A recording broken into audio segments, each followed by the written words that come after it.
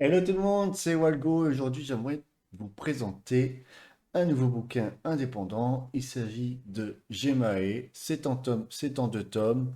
Là, je n'ai lu que le premier tome, mais j'ai assez de matière pour vous en parler et vous dire mon ressenti déjà après une première lecture de ce tome 1. Et voilà, c'est écrit par Audrey Wesseldinger. Et voilà, ça s'appelle Gemae. C'est déjà une belle couverture comme on peut le voir. Mais je vous en parle un peu plus en détail juste après le jingle. C'est parti.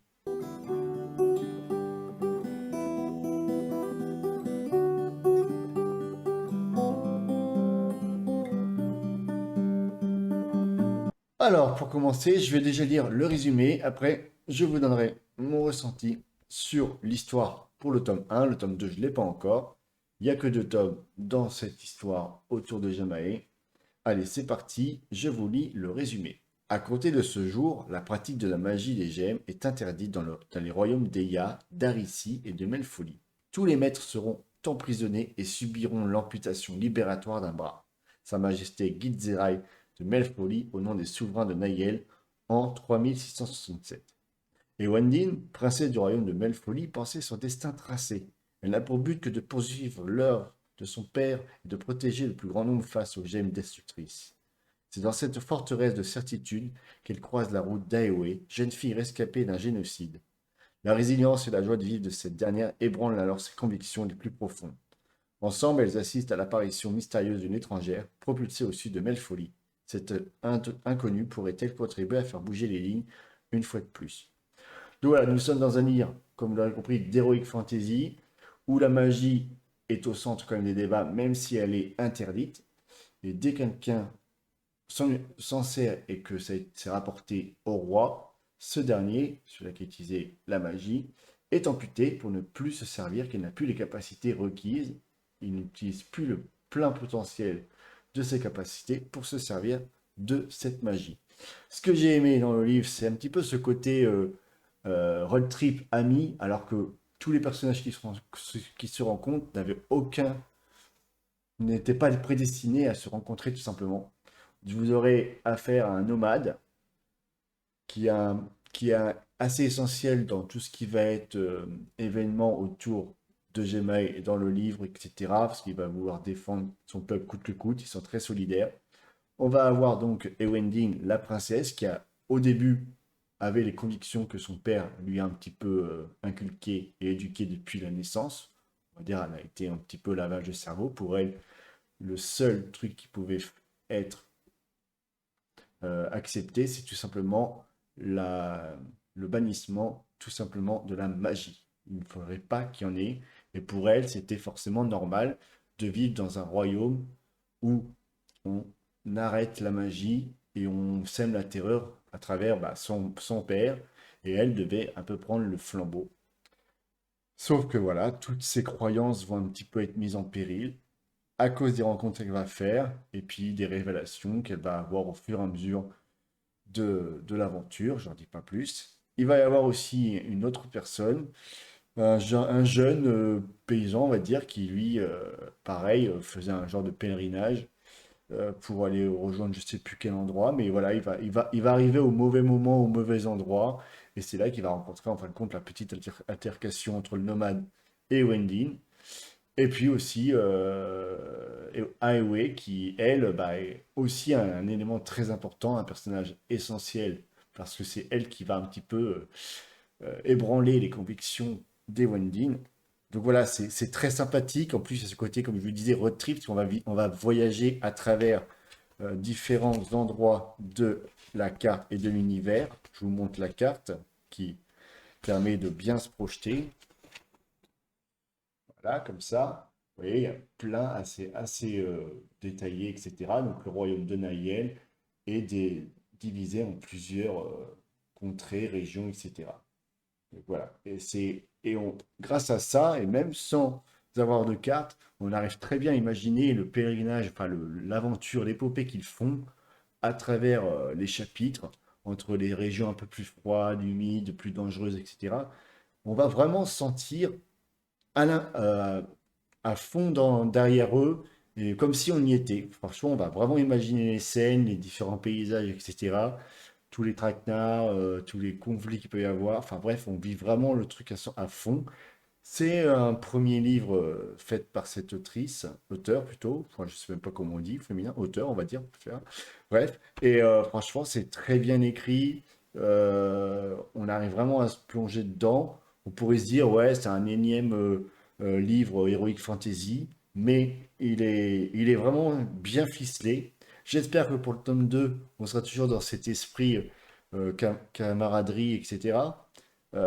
Bien qu'au début, comme je vous disais, on ne pouvait pas s'attendre à un genre de- de- d'avancée et de construction à travers tous ces personnages. Mais franchement, c'est très bien fait, aussi à travers aussi la noirceur de certains personnages. Bah, vous l'aurez compris, le roi, hein, très clairement, dans l'interdiction qu'il a mis et la loi qu'il a mis en place. Bref, il va absolument réduire à néant tous ceux qui sont contre lui. C'est un peu un genre de dictateur, un tyran. Et voilà.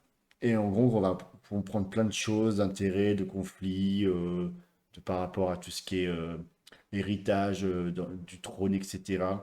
Bref, il y a vraiment pas mal de choses intéressantes, tant que sur le plan de, de la géopolitique, des intérêts des uns et des autres, etc., etc. Donc c'est vraiment très bien fait. Il y a des retournements de situation, il y a des coups de poignard, des trahisons, enfin voilà. On peut jamais faire confiance à 100% à un des personnages dans ce genre d'aventure. Forcément, la Heroic Fantasy, hein, c'est toujours un petit peu traître, hein, pour les personnages. On s'attend pas forcément à certains, comment ils dévient, etc.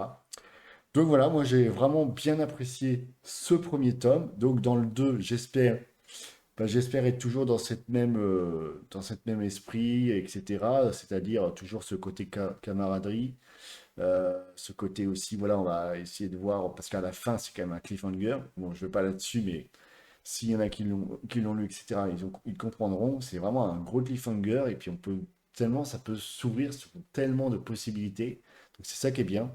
Et c'est aussi un livre, bah, malgré tout, quand on finit un chapitre et qu'on le laisse pour le lendemain, etc., on s'imagine, on essaie d'imaginer, de deviner ce qui peut se passer. Et clairement, franchement, j'ai bien aimé. Il y a un peu d'humour, bon, voilà, il y a de la compétition. Enfin, il y a plein d'enjeux dans ce livre qui fait qu'on a vraiment envie de parcourir et ça se lit facilement. C'est agréable. En plus, le livre est quand même assez beau dans la présentation. Vous voyez, les en-têtes, etc. Enfin, ça a été vraiment mis en œuvre. Voilà. Il n'est pas que beau, il est également très très bien un livre et très agréable pour tout public, tout simplement. Voilà. Donc j'ai vraiment envie de connaître la suite, hein. Il faut que je me le procure. Et je vous donnerai mon ressenti global en espérant que ça soit toujours dans le même état d'esprit, parce que j'ai déjà lu des livres où on avait l'impression que chaque tome, c'était un style différent. Dans le premier, c'était plus le côté camaraderie. Puis après, on se dirigeait plutôt vers un truc un peu plus sombre, un peu plus noir, dark fantasy. Puis dans l'autre troisième, c'était un autre truc. C'est un style, ça dépend si on arrive à bien accepter la tournure des événements. Là, j'espère bah, que tous les personnages qu'on a dans le début et qu'on suit les trames vont rester en vie, hein, même si voilà, dans la fin, on s'attend qu'il y a un personnage en fait qui est vraiment le plus central possible, mais dont on n'a jamais entendu encore la moindre son. Voilà, vous comprenez, elle n'a jamais parlé. Ben, c'est le personnage qui, euh, qui apparaît comme ça, parce qu'en fait, elle vient d'un monde réaliste et elle se dirige dans ses rêves, elle arrive à être propulsée dans ce monde imaginaire et heroic fantasy. J'en ai un peu trop dit, mais ce personnage est quand même central malgré que on n'a jamais entendu parler, il n'a jamais rien, il n'a jamais agi, quoi que ce soit, n'a pas eu d'ampleur véritable et de poids. Mais malgré tout, il est tellement essentiel à, à l'histoire que bon, bah voilà, il en fait partie. C'est vraiment lui au centre, malgré qu'il soit très inactif, malgré tout. Enfin voilà, j'espère que ça vous a donné envie de lire ce livre. Je vous mettrai en lien toutes les infos, la page Instagram et pourquoi pas le site internet pour procurer le livre. En tout cas, c'est vraiment très intéressant. Puis vous voyez, la pochette, la première page de couverture est quand même très jolie. Elle est scintillante, des petites étoiles. Et Gemae, bah voilà, les maîtres des gemmes, qui est vraiment l'élément central de cette histoire.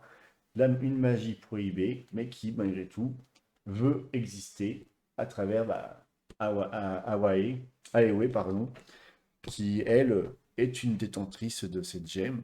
Vous l'aurez compris, elle a été victime d'un génocide, et on en apprendra davantage dans cette histoire, dans ce tome 1 et le tome 2, bien entendu.